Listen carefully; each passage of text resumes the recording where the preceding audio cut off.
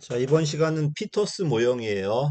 많이 배웠죠. 시신탈참으로 많이 배웠을 텐데, 이분이 만든 모형이라기보다는 이분은 기존에 이제 전통적 관료제 문제가 있기 때문에 이제 개혁이 나오잖아요.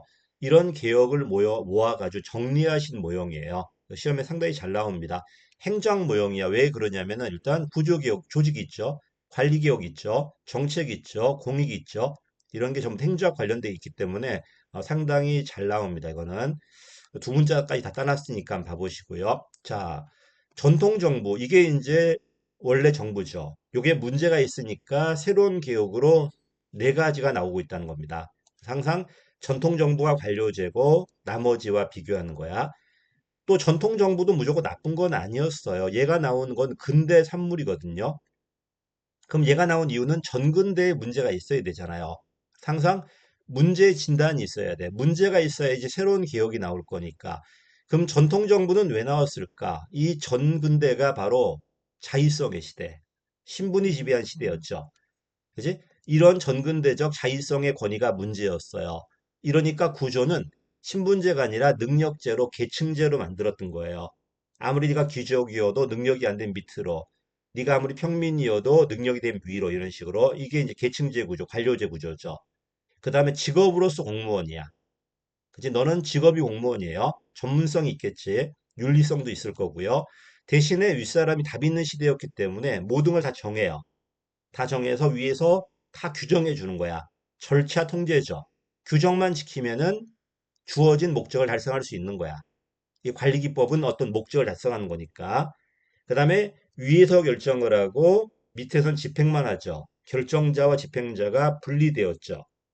또 누구나 보편적인 법이 적용되니까 안정적이고 예측 가능하고 평등하겠지. 그리고 이 사람들은 자기가 실수할지를 몰랐겠죠. 관료제는 답 있는 시대였기 때문에 그냥 규정대로 하면 된다고 생각했지 잘못되었을 때 어떻게 고칠 것인가에 대한 이런 방안은 없었던 거예요. 요게 100년이 지났습니다. 이러니까 문제가 되니까 새로운 개혁이 나와 시장, 신축, 탈레부, 참여. 다른 모형들은 다른 책은 시참 신탈이잖아요. 제가 이렇게 나오는 이유는 시장 모형은 되게 시장 중심적이고 신축과 탈레부 규제 모형이 좀 더 정부 중심적이고요. 참여 모형은 시민사회까지 나가요. 시장에서 정부로 시민사회까지 가기 위해서 정리한 겁니다. 자, 그럼 시장이 관료제를 봤을 때 뭐가 문제일까? 독점이 문제인 거예요. 독점이. 구조개혁은 독점을 경쟁으로 바꿔야 되겠죠. 경쟁을 어떻게 표현한 거야? 분권으로 표현했네요. 따로따로 노는 거니까. 관리는 목적을 달성하는 거잖아. 그럼 어떻게 달성할 건데? 재량 주고 성과 갖고라는 소리예요. 미리 규정과 절차를 만드는 게 아니라 성과라든지 이런 유인 체계를 통해서 목적을 달성했던 겁니다. 정책은 어떻게 할까요? 가장 비용 대비 편익이 큰데 사업을 결정해야 되겠죠. 시장 유인이야. A 사업을 하면 10,000원이 나오고 B 사업을 하면 20,000원 나와. 여러분이 이 시간을 공부했을 때 행정학은 5점이 올라가고 영어는 10점이 올라가. 그럼 당연히 영어 투자해야 되겠지? 이게 시장 유인이에요. 어떤 게 좋은가? 저비용이야. 또는 큰 편익이에요. 최저비용과 큰 편익. 그리고 만약에 마음에 들지 않는다? 시장에 다양한 경쟁이 있으니까 내가 옮기면 되잖아. 시장 선호겠죠. 그지? 어떤 걸 했는데 마음에 안 들어. 경쟁적으로 다른 데도 하고 있으니까 글로 가면 되잖아. 내 강의 들었는데 마음에 안 든단 말이에요. 그럼 딴 거 들으면 되잖아. 이게 시장 선호겠지? 이런 식으로 기획을 했던 겁니다. 시장 모형이고요.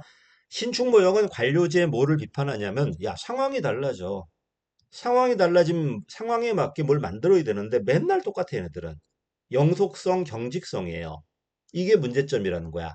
그러니까 조직은 가상구조야. 그지? 그때그때 달라지는 거고 관리 방식은 임시관리야. 임시관리고 정책은 실험해보는 거야. 해보고 그 성과 안 나와 바꾸는 거야 이렇게. 이러니까 저비용도 있겠지만 조정도 있어야 되겠죠. 그리고 실수는 한 번으로 좋게요. 그지? 한 번 실수할 수 있어. 그러나 그 경험을 바탕으로 다음에 실수하지 말아야 되겠죠. 오류의 제도화 방지예요. 이게 이제 신축 모형이야. 탈레부 규제 모형 조심해야 돼. 민간 규제가 많다는 게 아니라 공무원들 내부에 윗사람이 정해진 규정과 절차가 너무나 많은 거예요. 이러니까 관료들의 창의성이 죽어버린단 말이에요. 그래서 차라리 뭘 달라는 거야? 재량 달라는 거야. 됐죠? 갑자기 관리적 재량권에 부여한대요. 부여, 그 재량권 부여야. 재량권 달라는 소리야. 그치? 그러면 나한테 뭐가 나온다? 창의성이 나오는 거야. 어떤 정책이 더 좋아요? 창의적인 게. 그치? 공익기준도 역시 창의성, 활동성. 그리고 이 사람들은요, 실수를 통해서 새로운 걸 배우는 걸 더 선호해요. 더 많은 오류의 수용. 이게 재밌지? 아직까지 오류 수정은 시험에 나온 적이 없으니까 이거 정리 한번 해봐요. 조심할 건 기업과 정부 창의성 나왔을 때 대개 누굴 찍어? 시장을 찍거든요. 시장이 아니다. 탈내부 규제 정부다. 또 여기서 말하는 탈내부 규제는 민간 경제 규제 완화시키자는 게 아니라 내부에 있는 과다한 절차와 규칙을 없애자는 겁니다. 구조개혁은 안 나오고 관리개혁으로 재량 주고 그러면 창의성 있는 정책이 나오고 이제 어떤 게 더 좋은가 안 좋은가는 창의성 가지고 그다음에 실수를 통해서 더 많은 걸 배울 거니까 더 많은 오류를 수용할 수 있게 해주라는 겁니다. 여기까지 주로 정부 내부 개혁이죠. 그러다가 이제 어디로 간다? 참여 모형으로. 여기서 참여는 내부 사람의 참여도 있지만 외부 시민 참여도 있어요. 그럼 참여를 막는 게 뭘까? 계층제야. 계층이 존재한다는 건 윗사람 말이 맞다는 소리예요. 신분이 높다는 게 아니라 능력에 따라 정해놓은 거니까. 이걸 없애버리는 거야. 그럼 구조는 평면 조직이 만들어질 거고 그 하나의 조직은 팀제가 만들어지겠죠. TQM이나 팀제 같은 것들. 정책은 어떻게 만든다? 협의와 협상을 통해서. 그럼 어떤 정책이 좋아요? 얼마나 많이 참여했는가? 얼마나 많이 합의했는가? 그지? 협의와 협상을 통해서 그지? 정책을 만드는 거고 합의할수록 참여할수록 좋은 정책이라는 겁니다. 좋은 공익이야기에. 그리고 만약에 했는데 그게 마음에 안 든다? 그럼 바꾸면 되겠죠. 정치 선호를. 투표를 통해서 또는 합의 통해서 바꾸면 될 거 아니야. 이게 정치 선호가 될 겁니다.